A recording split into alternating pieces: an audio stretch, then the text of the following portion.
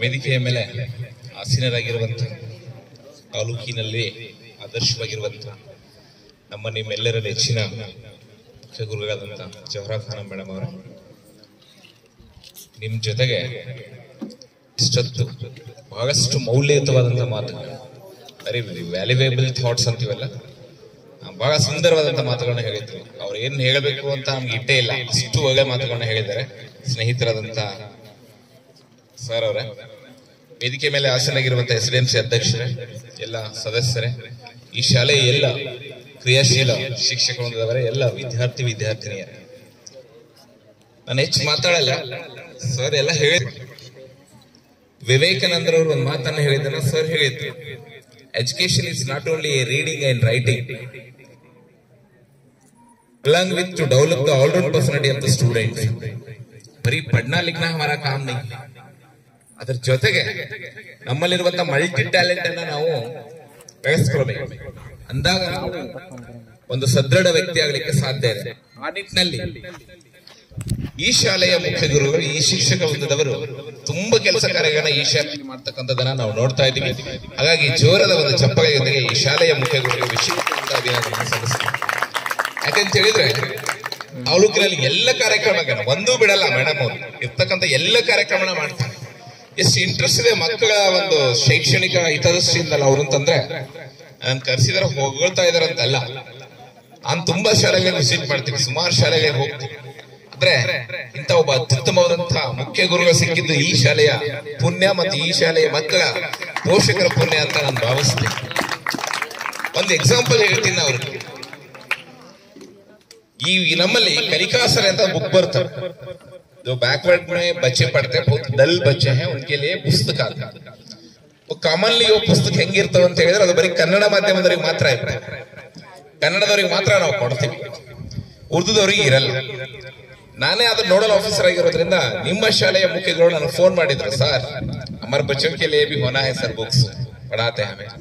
Madam वो तो Urdu medium के नहीं है, थोड़ा कुछ बात में ಏನಂತೀವಿ ತಪ್ಪಾದ್ರೆ ಕ್ಷಮಿಸ್ಬೇಕು, ಯಾಕಂದ್ರೆ ನನ್ನ ಕ್ಲಾರಿಟಿ ಫ್ಲೂಯೆನ್ಸಿ ಇಲ್ಲ. उर्दू मीडियम के लिए नहीं है मैडम, सिर्फ कन्नड़ा मीडियम के लिए है. सर एक काम करो सर, आप जो कन्नड़ा मीडियम के बुक मुझे दे दो सर, मैं बैठ के कंप्लीट ट्रांसलेशन करके हमारे बच्चों के लिए हेल्प करते बोल के ಕನ್ನಡ ಪುಸ್ತಕಗಳನ್ನು ತಗೊಂಡು ಇಡೀ ಕೂತ್ಕೊಂಡು ಉರ್ದುನಲ್ಲಿ ಟ್ರಾನ್ಸ್ಲೇಟ್ ಮಾಡಿ ಕೊಟ್ಟಿದ್ದಾರೆ. ನೋಡಿ, ಇಂಥವ್ರು ಸಿಗೋದು ಬಹಳ ಕಷ್ಟ ಇದೆ. ನಿಮ್ ಬಗ್ಗೆ ಬಹಳ ಕಾಳಜಿ ವಹಿಸ್ತೀನಿ. ವಿಶೇಷವಾಗಿ ಇಲ್ಲೆಲ್ಲ ನಾನು ಜಾಸ್ತಿ ಜನ ಹೆಣ್ಮಕ್ಳಿದ್ದೀರಿ, ನಮ್ಮ ದೇಶದ ಆಸೆ ಅದೇನೇ ಇದೆ. ಮೋರ್ ದೆನ್ 50% ಗಿಂತ ಹೆಚ್ಚಿಗೆ ಮಹಿಳೆಯರಿದ್ದಾರೆ ಈ ದೇಶದಲ್ಲಿ. ಬಟ್ ದುರ್ದೈವ ಶಾಲೆಯಲ್ಲಿ ಮಹಿಳೆಯರ ಸಂಖ್ಯೆ ಕಡಿಮೆ ಇದೆ ಈ ದೇಶದಲ್ಲಿ. ನಿಮ್ಗಂತೂ ಯಾರೋ ಪಾರ್ಲಿಮೆಂಟ್ ಅಲ್ಲಿ ಪ್ರೈಮ್ ಮಿನಿಸ್ಟರ್ ಆಗಿದ್ದಾರೆ, ಐ ಆಮ್ ವೆರಿ ಹ್ಯಾಪಿ. ಈ ದೇಶದ 545 ಮೆಂಬರ್ ಅಲ್ಲಿ ಎಂಪಿಗಳಲ್ಲಿ ಮಹಿಳೆಯರ ಸಂಖ್ಯೆ ಎಷ್ಟು ಇರ್ಬೋದು ಬಹಳ ಅಂದ್ರೆ ಅದು 30ರಿಂದ 40 ಇರ್ಬೋದು. ಜನಸಂಖ್ಯೆ ಎಷ್ಟಿದೆ ಅಂದ್ರೆ ಅರ್ಧಕ್ಕಿಂತ ಹೆಚ್ಚಿಗೆ. ಅಷ್ಟು ದೂರ ಹೋಗೋದು ಬೇಡ, ನಮ್ಮ ಕರ್ನಾಟಕ ರಾಜ್ಯನೇ ತಗೊಳ್ಳಿ, ಇವತ್ತಿಗೂ ಒಬ್ಬ ಮಹಿಳಾ ಮುಖ್ಯಮಂತ್ರಿಯನ್ನ ಮಾಡ್ಲಿಕ್ಕೆ ನಮಗೆ ಆಗಿಲ್ಲ. ಅಂದ್ರೆ ನಾವು ಮಹಿಳೆಯರು ಬಹಳ ಹಿಂದೆ ಬಿದ್ದಿದ್ದೀವಿ. ನೀವೆಲ್ಲ ಮಹಿಳೆಯರು ಜಾಸ್ತಿ ಹುಡುಗಿಯರಲ್ಲಿ ಓದ್ತಾ ಇದ್ದೀರಾ ಅಂದ್ರೆ ಬಹಳ ಖುಷಿ ಆಗ್ತದೆ. You are very lucky. ಯಾಕಂತ ಹೇಳಿದ್ರೆ ಇವತ್ತು ಇನ್ನೂ ಎಷ್ಟೋ ಮಕ್ಕಳು ಇವತ್ತು ಮನೆಯಲ್ಲಿ ಇದ್ದಾರೆ, ಇವತ್ತು ಬೇರೆಯಲ್ಲಿ ಕೆಲಸ ಮಾಡ್ತಾ ಇದ್ದಾರೆ. ಅಂತರಲ್ಲಿ ನಿಮ್ಮ ತಂದೆ ತಾಯಿಗಳು ನಿಮ್ಮನ್ನು ಶಾಲೆ ಹಾಕಿದಾರೆ ಅಂದ್ರೆ ನೀವು ಅವ್ರಿಗೆ ಗ್ರೇಟ್ ಅಂತ ರೆಸ್ಪೆಕ್ಟ್ ಕೊಡ್ಬೇಕು. ಸರ್ ಹೇಳಿದ್ರಲ್ಲ, ತಂದೆ ತಾಯಿನ ಗೌರವಿಸಿ ಅಂತ. ನೀವು ಏನ್ ಮಾಡ್ಬೇಕು ಅಂದ್ರೆ after completion of your SSLC ಮತ್ತೆ ನೀವು ಮುಂದಿನ ಶಿಕ್ಷಣಕ್ಕೆ ಹೋಗ್ಬೇಕು. ಅದೊಂದು ರಿಕ್ವೆಸ್ಟ್ ಇದೆ ಟೀಚರ್ಸ್ಗಳಲ್ಲಿ. ಇವತ್ತು ಪೇರೆಂಟ್ಸ್ ಅಲ್ಲಿ ಇವತ್ತು ಬರೀ ನಾವು ಟೀಚರ್ಸ್ ಬರೀ ಏನಂತೀವಿ ಸ್ಟೂಡೆಂಟ್ಸ್ ಇಟ್ಕೊಂಡು ಫಂಕ್ಷನ್ ಮಾಡೋದಕ್ಕಿಂತ ಪೇರೆಂಟ್ಸ್ ಅನ್ನು ಸೇರಿಸ್ಕೊಂಡು ಮಾಡಬೇಕಾದಂತದ್ದು ಅವಶ್ಯಕ. ಯಾಕಂದ್ರೆ ನಾವು ಮಕ್ಕಳಿಗೆಲ್ಲ ಹೇಳ್ಕೊಡ್ತೀವಿ ಏನ್ ಮಾಡ್ಬೇಕಂತ. ಸರ್ ಹೇಳ್ದಂಗೆ ಹೇಗೆ ಸ್ಟೂಡೆಂಟ್ಸ್ ಪಾತ್ರ ಇದೆಯೋ, ಹೇಗೆ ಟೀಚರ್ಸ್ ರೋಲ್ ಇದೆಯೋ, ಹಾಗೆ ಪೇರೆಂಟ್ಸ್ ರೋಲ್ ಬಹಳ ಇದೆ, ಸೊಸೈಟಿ ರೋಲ್ ಬಹಳ ಇದೆ. ಇಂಪ್ರೂವ್ಮೆಂಟ್ ಮಾಡಬೇಕು ಎಜುಕೇಶನ್ ಅಲ್ಲಿ. ಇವತ್ತು ನಮ್ಮ ಪೇರೆಂಟ್ಸ್ ಬಹಳ ಅರ್ಥ ಮಾಡ್ಕೋಬೇಕಾಗಿದೆ. ನೀವು ಮುಂದಿನ ಎಜುಕೇಶನ್ ಅನ್ನ ಕಟ್ ಮಾಡದೆ ಮುಂದೆ ಓದ್ಲಿಕ್ಕೆ ಟ್ರೈ ಮಾಡಿ.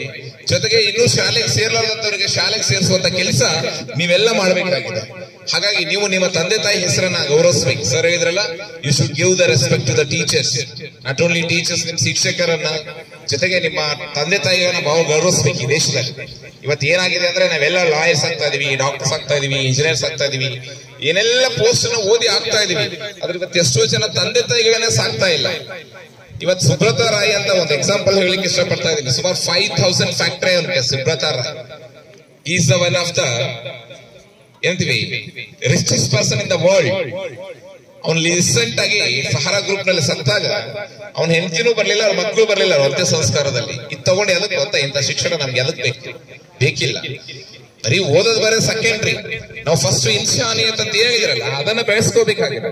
ಒಳ್ಳೆಯ ಶಿಕ್ಷಕರನ್ನ ಆಗ್ಬೇಕಾಗಿದೆ. ಹುಡುಗರು ತಂದೆ ತಾಯಿಯನ್ನು ಗೌರವಿಸಬೇಕು, ಹೆಣ್ಮಕ್ಳನ್ನ ಗೌರವಿಸಬೇಕು.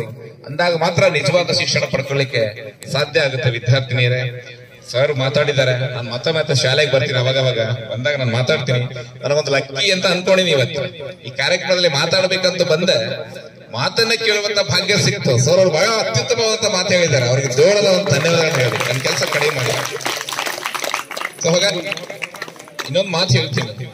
ನೀವೆಲ್ಲ ಉರ್ದು ಮೀಡಿಯಂ ಓದ್ತಾ ಇದ್ದೀರಿ. ಆಫ್ಟರ್ ಕಂಪ್ಲೀಷನ್ ಆಫ್ ಉರ್ದು ನೀವು ಕಾಲೇಜ್ ಹೋಗೋದಾದ್ರೆ, according to my knowledge there is no any Urdu medium colleges in the Karnataka. ಯಾವೂ ಇಲ್ಲ. ಸೊ ಅದಕ್ಕೆ ಇಲ್ಲೆಲ್ಲ ಕನ್ನಡ ಶಿಕ್ಷಕರು ಇದ್ದಾರೆ, ಬೇರೆ ಬೇರೆ ಟೀಚರ್ಸ್ ಇದ್ದಾರೆ. ನೀವು ಮಲ್ಟಿ ಲ್ಯಾಂಗ್ವೇಜ್ ಕಲೀರಿ, ಬೇರೆ ಬೇರೆ ಭಾಷೆಯನ್ನ ಕಲೀರಿ, ಇಂಗ್ಲಿಷ್ ಕಲೀರಿ, ಕನ್ನಡ ಕಲೀರಿ, ಕಲ್ತು ಉನ್ನತ ಹುದ್ದೆಗೆ ಹೋಗ್ರಿ. ಅಂಬೇಡ್ಕರ್ ಅವರು ಮಾತನ್ನ ಹೇಳ್ತಾರೆ, ಪಡೋ ಪಡೋ ಕಹಾ ತಕ್ ಪಡೋ ದುನಿಯಾ ದೇಖೆ ಡರ್ನಾ ತಕ್ ಪಡೋ ಅಂತ. ಓದಿ ಎಲ್ಲಿ ತರ ಓದ್ಬೇಕು ಅಂದ್ರೆ ಜಗತ್ತೇ ನಿಮ್ಮನ್ನು ನೋಡಿ ಓದ್ಬೇಕು. ಅಬ್ದುಲ್ ಕಲಾಂ ಅವರು ಮನೆ ಪೇಪರ್ ಹಾಕ್ತಿದ್ರು. ಒಬ್ಬ ಪೇಪರ್ ಹಾಕುವಂತ ಹುಡುಗ ಇವತ್ತು ಜಗತ್ತಿನ ಶ್ರೇಷ್ಠ ಸೈಂಟಿಸ್ಟ್ ಈ ದೇಶದ ರಾಷ್ಟ್ರಪತಿ ಆದ್ರು. ನಮ್ಗೆ ಯಾಕೆ ಆಗಲ್ಲ ಅಂತ. ಸೊ ಅದಕ್ಕೆ ಯು ಶುಡ್ ಬಿ ಮಾಡೆಲ್. ನೀವು ರೋಲ್ ಮಾಡೆಲ್ ಆಗಿರ್ಬೇಕು ಎಲ್ರಿಗೂ ಅಂತ. ಸೊ ಹಾಗಾಗಿ ನೀವು ರೋಲ್ ಮಾಡೆಲ್ ಆಗ್ಬೇಕು, ಮಲ್ಟಿ ಟ್ಯಾಲೆಂಟ್ ಅನ್ನ ಬೆಳೆಸ್ಕೋಬೇಕು, ಟೀಚರ್ಸ್ಗೆ ನೀವು ಬಹಳ ಗೌರವ ಕೊಡಬೇಕು ಅನ್ನೋದು ಸರ್ ಹೇಳಿದ್ರು. ಒಂದು ಎಕ್ಸಾಂಪಲ್ ಕೊಟ್ಟು ನಾನು ಮಾತು ಮುಗಿಸ್ತೀನಿ. ಓಮನ್ ಅಂತ ಒಂದು ದೇಶ ಇದೆ, ಕನ್ನಡ ಅರ್ಥ ಆಗ್ತದ? ಸೌದಿ ಅರಬ್, ಹೌದಾ? ಅಲ್ಲಿ 1998 ಅಲ್ಲಿ ನಮ್ಮ ದೇಶದ ಒಬ್ಬ ಪ್ರೈಮ್ ಮಿನಿಸ್ಟರ್ ಪ್ರೆಸಿಡೆಂಟ್ ಇದ್ರು, ಶಂಕರ್ ದಯಾಳ್ ಶರ್ಮಾ ಅಂತ. ಅವರು ಒಂದ್ಸಲ ಓಮನ್ ದೇಶಕ್ಕೆ ಹೋಗ್ತಾರೆ. ಅಲ್ಲಿ ಸಾಮಾನ್ಯವಾಗಿ ಕಿಂಗ್ಶಿಪ್ ಇದೆ, ಇವತ್ತಿಗೂ ರಾಜ ಮನೆತನ ಇದೆ. ಹುಬ್ಬುಸ್ ಅಂತ ಏನೋ ಇದೆ ಅವ್ರ ಹೆಸರು, ಆಲ್ ರಾಜ. ಅಲ್ಲೊಂದು ಸಂಪ್ರದಾಯ ಇದೆ. ಏನೋ ಒಂದು ಸಂಪ್ರದಾಯ ಇದೆ ಅಂತಂದ್ರೆ ಒಂದು ರೂಲ್ಸ್ ಇದೆ. ಯಾರೇ ದೊಡ್ಡ ವ್ಯಕ್ತಿ ಬಂದ್ರು ಸಹಿತ ಅಲ್ಲಿನ ರಾಜ ಹೋಗಿ ಅವ್ನ ಕರ್ಕೊಂಡ್ ಬರಲ್ಲ, ಬೇರೆ ಯಾರಿಗೋ ಅವ್ರ ಅಧಿಕಾರಿಗಳಿಗೋ ಇನ್ಯಾರಿಗೋ ಹೋಗಿ ಕರ್ಕೊಂಡ್ ಬರ್ತಾರೆ. ಆದ್ರೆ ಅವತ್ತಿನ ದಿನ ಇಂಡಿಯಾದ ಈ ಪ್ರೆಸಿಡೆಂಟ್ ಬರ್ತಾ ಇದಾರೆ ಅಂತ ತಿಳ್ಕೊಂಡು ಆ ಓಮನ್ ಕಿಂಗ್ ಏನ್ ಮಾಡ್ತಾರಂದ್ರೆ ಸ್ವತಃ ತಾವೇ ಏರ್ಪೋರ್ಟ್ ಗೆ ಬಂದು ಅವ್ರನ್ನ ಕರ್ಕೊಂಡ್ ಬರ್ಲಿಕ್ಕೆ ಬರ್ತಾರೆ. ಅಲ್ಲಿರುವಂತ ಎಲ್ಲ ಪತ್ರಕರ್ತರು, ಆ ದೇಶದ ಮೀಡಿಯಾಗಳು ಎಲ್ಲ ವಂಡರ್ ಆಗ್ತದೆ, ಏನಪ್ಪಾ ನಮ್ ದೇಶದ ರೂಲ್ಸ್ ಏನು, ಎಂಥವ್ರು ಬಂದ್ರು ಸಹಿತ ನಮ್ ಕಿಂಗ್ ಹೊರಗೆ ಬರಲ್ಲ, ಕರ್ಕೊಂಡ್ ಬರೋ ರೂಲ್ಸೇ ಇಲ್ಲ. ಅದ್ರ ರೂಲ್ಸ್ ಅನ್ನ ಬ್ರೇಕ್ ಮಾಡ್ಕೊಂಡು ಇವ್ರನ್ನ ಕರ್ಕೊಂಡ್ ಬರ್ಲಿಕ್ಕೆ ಬರ್ತಾ ಇದಾರಲ್ಲ, ಏನಿರ್ಬೋದು. ನೆಕ್ಸ್ಟ್ ಅಷ್ಟೇ ಅಲ್ಲ, ಕಾಮನ್ ಆಗಿ ಯಾರು ಬಂದ್ರು ಸರ್ ಏನ್ ಮಾಡ್ತಾರೆ ಅಂದ್ರೆ ಏರ್ಪೋರ್ಟ್ ಈ ಫ್ಲೈಟ್ ನ ಕೆಳಗೆ ಇಳಿದ್ಮೇಲೆ ಕರ್ಕೊಂಡು ಹೋಗ್ತಾರೆ. ಆದ್ರೆ ಆ ಕಿಂಗ್ ಏನ್ ಮಾಡಿದ್ರು ಅಂದ್ರೆ ಏನಂತೀವಿ ಫ್ಲೈಟ್ ಒಳಗಡೆ ಹೋಗಿ ಅವರನ್ನ ಕೈ ಹಿಡ್ಕೊಂಡು ಕರ್ಕೊಂಡು ಬಂದ್ರು.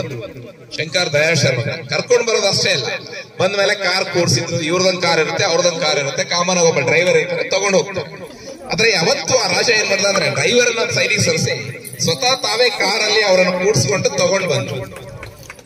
ಅಲ್ಲಿ ಬಂದಾಗ ಅಲ್ಲಿರ್ತಕ್ಕಂಥ ಎಲ್ಲ ಜರ್ನಲ್ ಪತ್ರಕರ್ತರು ಕೇಳ್ತಾರೆ, ಸರ್ ಹಮಾರಾ ದೇಶ ಕಾ ರೂಲ್ಸ್ ಯಾರು ಬಂದ್ರು ಸಹಿತ ನಾವು ಹೋಗಲ್ಲ, ಆದ್ರೆ ನೀವು ಎಲ್ಲಾ ರೂಲ್ಸ್ ಅನ್ನ ಬ್ರೇಕ್ ಮಾಡಿ ಅವ್ರನ್ನ ಕರ್ಕೊಂಡ್ ಬಂದಿರಲ್ಲ, ಯಾಕೆ ಅವ್ರು ಇಂಡಿಯಾದ ಪ್ರೆಸಿಡೆಂಟ್ ಅಂತ ಕರ್ಕೊಂಡ್ ಬಂದ್ರ ಅಂತ. ನೋಡಿ ಅವ್ರು ಎಷ್ಟು ಜನ ಉತ್ತರ ಹೇಳ್ತಾರೆ ಅಂದ್ರೆ, ನಾ ಏನ್ ಅವ್ರನ್ನ ಕರ್ಕೊಂಡು ಬಂದೀನಿ ಅಂತಂದ್ರೆ ಈ ದೇಶದ ಪ್ರೆಸಿಡೆಂಟ್ ಅಂತ ಕರ್ಕೊಂಡು ಬರ್ಲಿಲ್ಲ, ಬದಲಾಗಿ ಅವರು ನಾನು ಇಂಡಿಯಾದ ಪುನಾದಲ್ಲಿದ್ದಾಗ ಅವ್ರು ಇಲ್ಲೇ ಓದಿದ್ರು. ಓಮನ್ನ ರಾಜ ಇಂಡಿಯಾದ ಪುನಾದಲ್ಲಿ ವಿದ್ಯಾರ್ಥಿಯಾಗಿದ್ದಾಗ ಅವರು ಶಿಕ್ಷಕರಾಗಿದ್ರು ಶಂಕರ್ ದಯಾಳ್ ಶರ್ಮಾ. ನಾನು ರೆಸ್ಪೆಕ್ಟ್ ಕೊಟ್ಟಿದ್ದೆ ಪ್ರೆಸಿಡೆಂಟ್ಗೆಲ್ಲ, ಅವರಲ್ಲಿರುವಂತ ಟೀಚರ್ಸ್ಗೆ ಅಂತ. This is importance of the teacher. So ವಿದ್ಯಾರ್ಥಿಗಳ ಚೆನ್ನಾಗಿ ಓದ್ರಿ, ಭವಿಷ್ಯತ್ತಿನ ಒಳ್ಳೆ ವಿದ್ಯಾರ್ಥಿಗಳಾಗ್ರಿ, ತಂದೆ ತಾಯಿಗಳನ್ನ ಗೌರವಿಸಿ, ಗುರು ಹಿರಿಯರನ್ನ ಗೌರವಿಸಿ, ಅತ್ಯುನ್ನತ ಮಟ್ಟಕ್ಕೆ ಬೆಳೀರಿ ಅಂತ ಹಾರೈಸಿ, ನಿಮ್ಮೆಲ್ಲರನ್ನ ಅತ್ಯುತ್ತಮವಾಗಿ ಒಳ್ಳೆಯ ಶಿಕ್ಷಣವನ್ನ ಕೊಡ್ತಕ್ಕಂಥ ಎಲ್ಲ ಶಿಕ್ಷಕ ವೃಂದದವರಿಗೆ ವಂದಿಸಿ ಮತ್ತೆ ವೇದಿಕೆ ಮೇಲೆ ಇರುವಂತಹ ಎಲ್ಲರಿಗೂ ನಮಿಸಿ ಮಾತನ್ನು ಮುಗಿಸ್ತೇನೆ. ಜೈ ಹಿಂದ್, ಜೈ ಭಾರತ್.